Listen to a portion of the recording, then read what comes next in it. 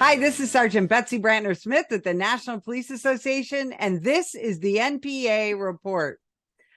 I am so excited to bring to you a guy that's had me as a guest on his radio show several times. We've had some really rousing discussions, and so I decided, you know what? I think y'all need to meet him. He's from my native Illinois. And, I bailed out and went to Arizona, but he still remains in Illinois. He's braver than I am.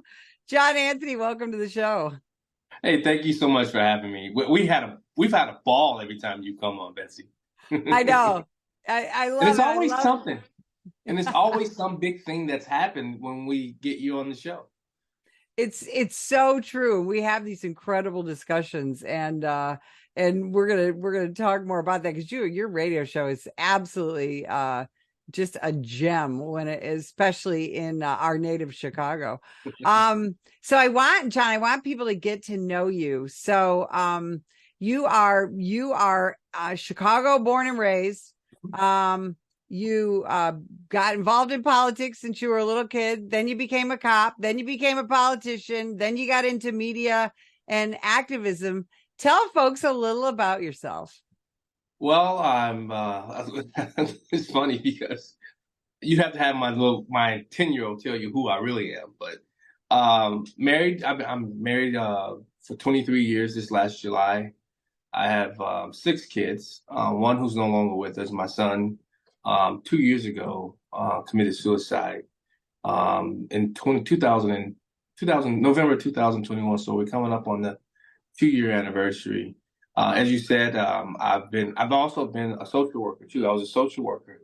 So I dealt on that opposite side of a lot of what law enforcement deals with in the in different communities. So once I got out of social work, I became a city cop, and then I became a deputy sheriff. And while as a deputy sheriff, I got hurt. I was nursing my wounds, trying to get back to health, and an opening came up in the Illinois legislative body in the House. And a good friend of mine, her name is Pam Roth. I can say who she is, but she's just an amazing woman. She lives in Texas, actually, and she's just an amazing woman. And she said, "Hey, I'm leaving." And I said, "Okay, why?" And because I helped her in her campaign. And she says, "Well, I'm leaving and I want to make sure you take my place." I said, "No," because all I ever done was back behind the scene type politics. I never wanted to be in front of the camera with politics. And so she said, "Well, I'm leaving and you're taking my place." And there's no ifs, ands, or buts about it.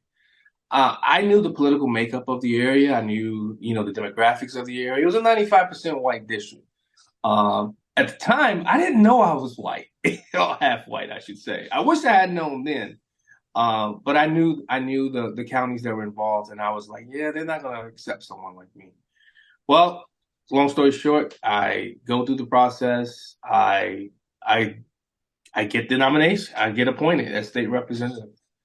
This was back in 2013, and so I then have to now turn around real quick in 7 months and run for the office now. I ran against a very, very well-known, established Republican, and I beat him like bad, 63-37, like destroyed him. Now And then you were running as a Republican, correct? I am a Republican, correct? Yeah. I am a Republican. So I was the first Black Republican to win office in over 40 years in the state, to serve in the state house. So it was a little historical. I've never been one to make people focus in on my skin color, because I think I'm pretty good at what I do. I'm smart, and I never wanted my skin color to be a detriment to my success. And I say it that way because so many times people look at you, especially I'm high yellow. That's what they call me. So I'm high yellow. I'm a high yellow Black guy. But so when I got the position and won it, um, I think what I tried to do was put to rest that people don't look at people, as Martin Luther King said, on the content of the character, not on the color of their skin. And that was my motto. That's what I ran with. It's about the content of character. And I won, and these people fell in love with me. They fell in love with me because I actually cared about the job. In politics, when you actually care, the people, the guardians of the halls of power of politics, they don't like that. They don't like that when they have people who actually know and care and really want to do the right thing. I didn't care about losing the next election. What I cared about was, how do we fix Illinois? Well, first of all, how do we fix the 75th district, which is what I represented? And if the bill that was in front of me didn't affect my district, then I looked out, how did it affect Illinois? And that's one of the reasons why when I got down here, they said I was on like 22 different committees, subcommittees, because when I was a cop, I was trained hostage crisis negotiator. Funny thing is, a reporter interviewed me one day, and he goes, "John, what's the difference between being a police officer and a politician?" I said, "Nothing. I'm still dealing with criminals." Especially in Illinois. Yeah, Illinois has a national reputation for corruption. I don't know how else to say it, right? But true. And we do it equally. We put Republicans in prison. We put Democrats in prison. It's just one of, and it's been that way since I was a little kid. Yeah, it's the system and how it's orchestrated, and it's, especially here in Illinois, it's been pretty much dominated by one party for the last close to century, especially when you look in the city of Chicago. Chicago hasn't really shifted, and it's unfortunate because when you look at my brothers and sisters, I know friends and brothers, and I have family members that serve on the Chicago Police Department, and it's exhausting for me to even think about what they have to deal with, So got out of politics, and I was out of politics for a couple of years, and I'm at an event. I believe Liz Cheney was the speaker at this event. And I'm walking a group of, it was like 6 or 7 of us black guys, right? We were sitting talking about the politics of the day, and this guy's following us. And so, let me go back. The night before, I made a post on social media. If I got a radio show or started a podcast, would you listen? It blew up. People saying, yes, we would definitely tune in. So that very next day, I'm at this event. This guy's following us. I turn around and I say, because you can get that cop spidey sense. And I just finally turned around and looked at him and said, "Hey, what are you doing?" He's writing notes, copious notes too. He says, "Oh, I'm just listening." He said, "This is a very fascinating conversation."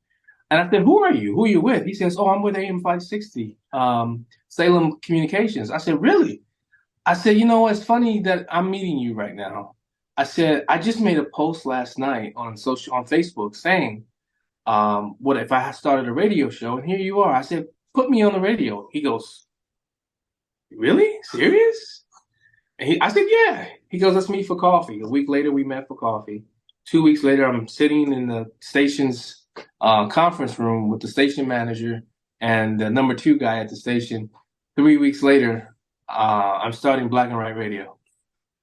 And the rest is history. And the rest is history. I'm now working on my 5th year on radio now, and I'm also a part-time employee of the station now, so I do all the filling in for all of the hosts when they can't make it, and I'm loving it. Radio has been so cathartic for me. It's allowed me to have a voice I didn't even know I had. And my show is heard in all 50 states and close to 64 countries, I believe it is. So, and one of the things I get all the time is your voice is just so authentic. You tell it like it is. You're not afraid. I'm not afraid to be canceled. I've been canceled. I've been almost literally destroyed to the point of death. And my thing is, I know God is on my side, and I'm going to speak truth to power. I'm going to speak truth unadulterated, and it's going to be authentic. It's going to be real because I don't know any other way. And I love that you say that because you are a guy who understands being canceled, and you're a guy who really embraces resilience, and you're a perfect example of that. Not just on the radio, but just as a public servant, as a dad, as a husband, and I think that's what's so admirable about you. I think that's what draws people to you. Talk about what kind of pushback do you get being a Black conservative and a Black Second Amendment guy. Yeah. Because that's got to cause you some consternation in your professional life for sure. I do. I mean, it's the last 5 years on radio. It's been quite a journey, and I say this because I said this on my show. It's not so much being a Black conservative that bothers a lot of people. It's when you put the scarlet letter R, Republican, and I call myself a conservative Republican, and I get more pushback, especially from other Blacks. And I have a huge Black listening audience who are on the left, who are Democrats, and we go at it. We go at it on the radio, and then we'll go meet somewhere and have a drink and eat. And that's one of the things that I wanted my show to be about.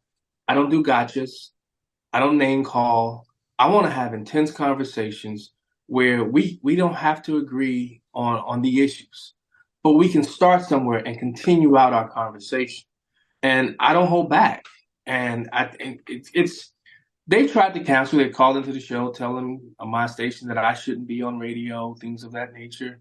But I feel like Esther in so many essence in so many ways. For such a time as this, God would put me on these airwaves to speak His truth. I'm a Christian. I'm still searching for to be a good Christian, or Aren't we all? I'm not there yet. But I strive every day to be a good person. I strive every day to when I wake up to take care of the girls, my 5 girls that I have here, and my wife, and just try to make the world a better place. And I found that most people, they don't like that, especially in the political realm. And they will do any and everything. I mean, I've had people tell me they want to fist fight me. I say, well, this is where I'm at. We can meet there any day of the week. And I've been called racist for talking about Black on Black crime, talking about actual crime statistics, prison statistics. What do you think we're going to need to do as a country? And I guess we could start by talking about the city of Chicago, to tackle the multitude of homicides of young Black men in this country. How do we stem the flow of blood in our streets? Remove every single elected official in the city of Chicago right now.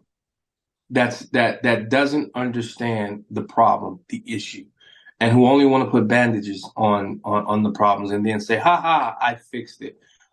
Chicago had a police superintendent, Phil Klein. You remember Phil Klein? Mm-hmm. No matter a lot of people had problems with Phil Klein, but one thing he did understand was he supported and backed his people, the men and women on the street. The superintendent's position should be stripped away from the mayor. The mayor should be able to appoint, but that should be its own autonomy. The police superintendent's position should not have to worry about losing his or her job, because of fear of retribution from the mayor. You allow that position to be complete, or either have somebody, or have it where you run for that position, where it's completely the people vote this person in. Because if you don't, David Brown, the former superintendent of Chicago, he went into a hapless situation. There was no way he was going to come in and change that until the fifth floor releases its stranglehold on the superintendent's position. I don't see how you can really change it, especially when you have a county state's attorney who will just let anybody off, and then you have a state legislative body who, when I was there, we beat back the Safety Act. That was supposed to be passed when I was there, but it was a group of us police officers, and I was spearheading it, and we pushed that back. We said, no, you want to see a complete chaos in the city of Chicago and the rest of Illinois? You pass all this stuff that you're talking about, and you got to stop allowing these activists to write, who they call them, they're lobbyists, but they're activists. You have to stop allowing them to run to pass the legislation or write the legislation and then pass it, and then the rest of the citizens of Chicago and the state of Illinois suffer from those unintended consequences from these bills. We have to. You want to change that? and you allow police officers to do their job. Remove the foot chase policy, remove all these nuances that strangle real police. And I also say I love the Harvey Two-Face approach.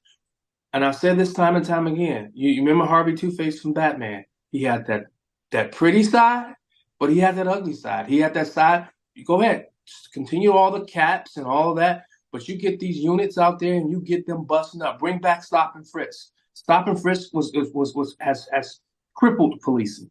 It wasn't something that people used to I forget the word I'm looking for. Profile. It wasn't a profile thing. It was a crime thing.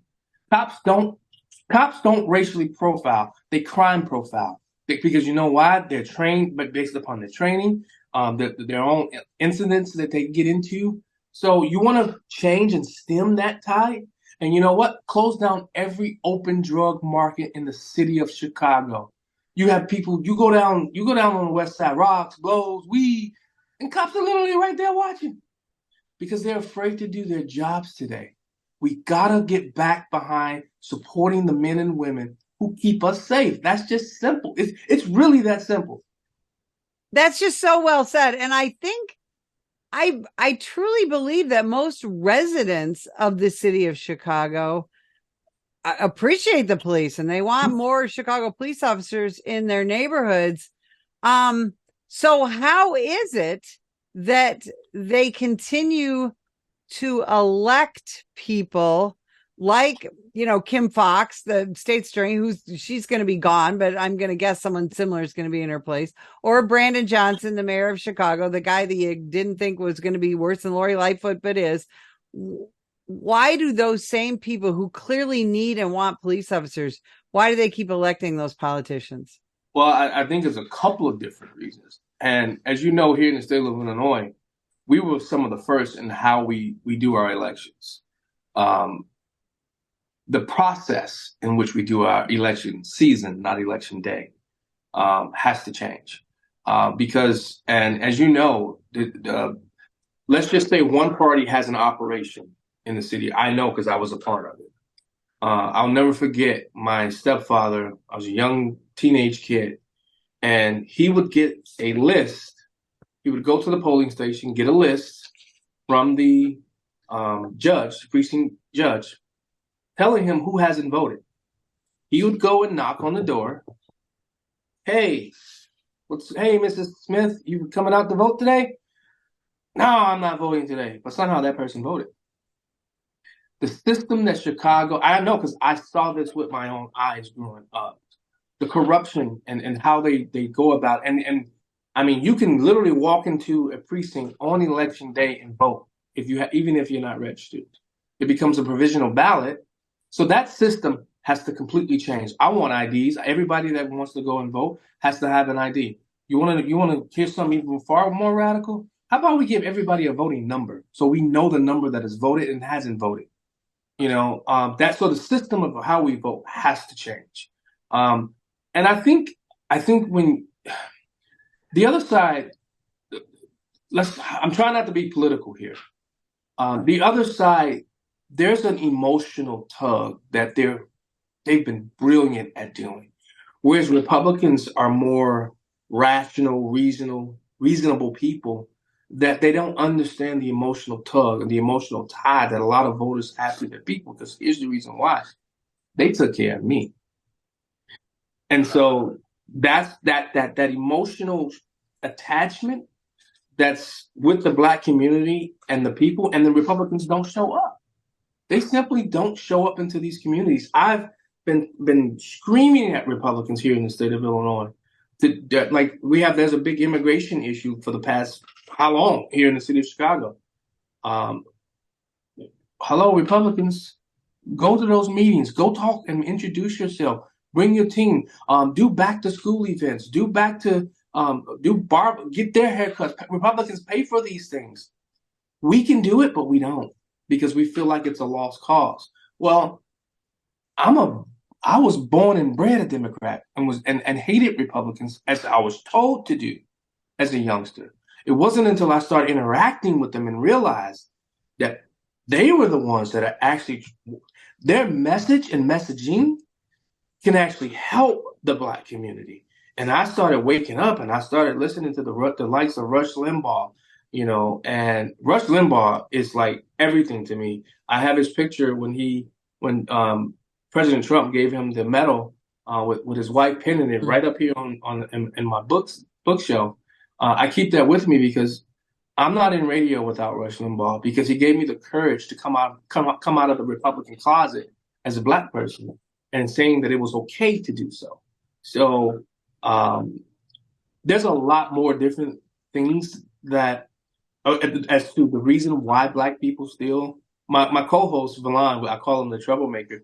He says because they like to check, cut them the check. That's all they care about, and that's what happens during election season.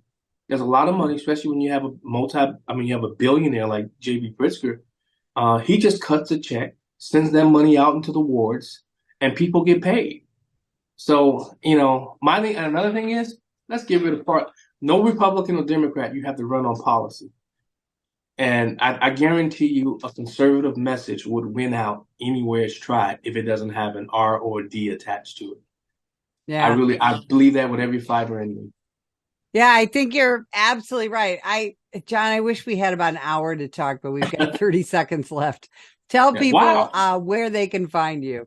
Yeah, at Black and Right. I'm every social media at Black and Right Radio, and my website, blackandrightradio.com. Thank you so much. I really appreciate you doing this. Well, I can't wait to talk to you again. Thanks for spending time with us today. And if you would like more information about the National Police Association, visit us at nationalpolice.org.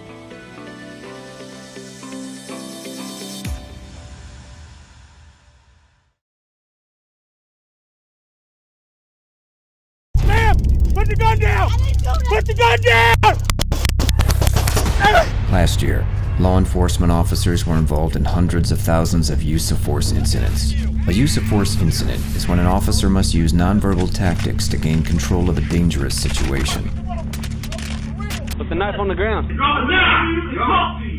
In many cases, officers have no choice but to use force when a suspect doesn't comply with a lawful order. Use of force is always ugly. No one likes it, especially police officers. Together, we can help de-escalate these dangerous encounters.